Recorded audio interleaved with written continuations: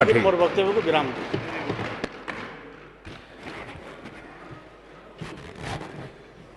बहुत बहुत धन्यवाद उपबाचस्पति महोदय। ए पवित्र गृहरे ओडिशार माननीय मुख्यमंत्री तथा अर्थमंत्री जो 2,90,000 कोटी टंकार बजेट आगत करछंती ताकू आमे समस्ते स्वागत करुछु, समर्थन करुछु एवं मु धन्यवाद देवा पाई चाहे ए गृहर वरिष्ठतम सदस्य अनुभवी सदस्य पूर्वतन अर्थमंत्री, पूर्वतन संसदीय व्यापार मंत्री, पूर्वतन अर्बन डेवलपमेंट मिनिस्टर, पूर्वतन स्वास्थ्य मंत्री, पूर्वतन जल संपद मंत्री, बोधवे पूर्वतन अबकारी मंत्री, एभलिया कोनोसी ओडिशार पूर्वतन बाचस्पति एभलिया कोनोसी विभाग नहीं जोटा से छुई नथिबे। प्रत्यक्षरे नहेले मध्य परोक्षरे ओडिशार भारतीय जनता पार्टी सरकार जोटा माननीय मुख्यमंत्री मोहन चरण माझी नेतृत्व रे ये सरकार ये बजेट को एवं ये योजना को प्रत्यक्षरे विरोधी दल रे अछंती, प्रत्यक्षरे गृह भितर ऑन रेकर्ड रे आउ केमती समर्थन करिवे, किंतु परोक्षरे याकू समर्थन करथिबा पई मु तांकू धन्यवाद अर्पण करूची। परोक्षरे समर्थन एइथिपाई जे मु गत बजेट समय रे जो आमर स्वल्प मियादी समय रे जो बजेट थिला एवं ता समय रे तांकर जुक्ति एवं तांकर उपस्थापना देखिछि एवं आमे समस्ते अनेक विधायक तांकर से जुक्ति एवं तांकर से कथारू अनेक शिक्षा लाभ मध्य करछु, किंतु एथर तांकर बजेट भाषण निश्चित भाव में परोक्षर समर्थन ये भाषण थिला। ये मु दृढ़तार सहित कहवा पई चाहे एठी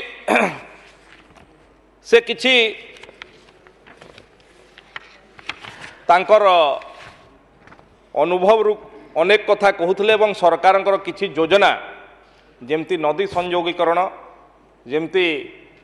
कन्या विवाह योजना, ये योजना को जे बहुत कम खर्च व्ययबराद होइछि कही ताकू से परोक्षरे टिके समालोचना करुथिले। मु टिके मने पकेइबा पई चाहे 2024 निर्वाचन पूर्वरु एवं 2019 निर्वाचन पूर्वरु एभलिया अनेक योजना पाखापाखि मु कहबी बोधे 2024 पूर्वरु 140टा योजना एवं 2019 निर्वाचन पूर्वरु मध्य एभलिया अनेक योजना आसीथला जोथिरे ओडिशार अर्थनीतिर हिसाब किताब जे देखुथबो ताकू निश्चित भाव में हस मारुथबो। योजना खर्च केते 1000 टंका, योजना खर्च केते 100 टंका, एभलिया रंगीन स्वप्न देखैबार काम तत्कालीन बिजू जनता दलर सरकार करथिला एवं योजना ना सुनिबे, योजना ना सुनिबार धैर्य अछि। मु काली सकाळ जा पढिबार मो पाखरे अछि, मु पढि दे पारिबी। मान्यवर उपबाचस्पति महोदय, बिना कोनोसी व्यय बराद रे निजर स्वार्थ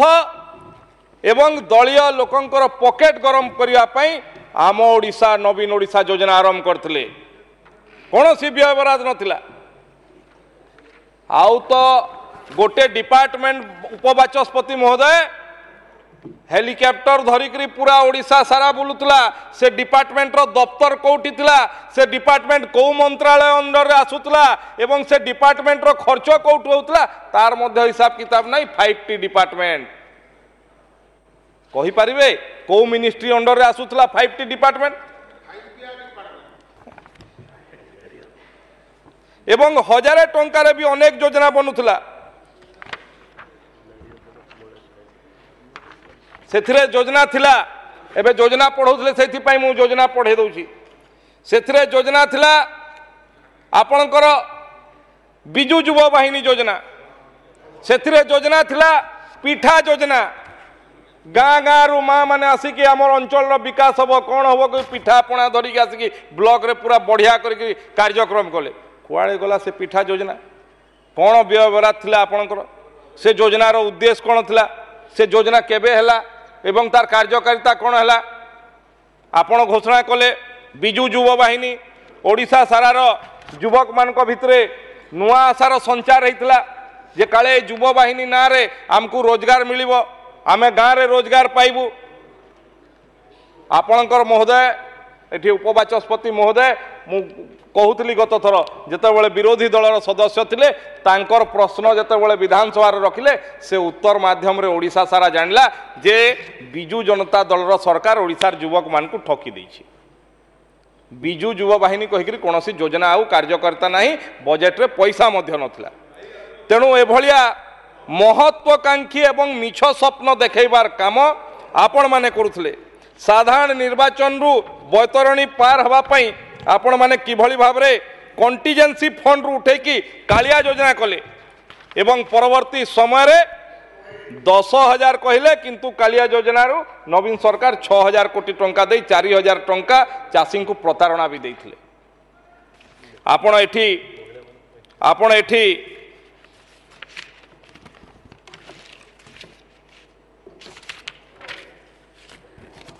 आपण एठी एक्सपेंडिचर कथा कहते टोटाल एक्सपेंडिचर रे 9% ग्रोथ होती महोदय एवं रिसीव्ड एक्सपेंडिचर रिसीव्ड जो टैक्स और रेवेन्यू रु 12% ग्रोथ होती एवं आपण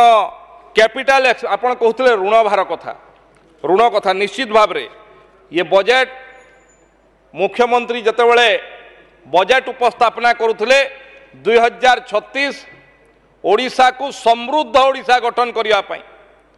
ओडिशा को गोटे शक्तिशाली राज्य भाव में गठन करने जो मूलदुआ पकईबार काम से मूलदुआ पकईबार काम ये बजेट माध्यम रे उपस्थापना करिसेंति माननीय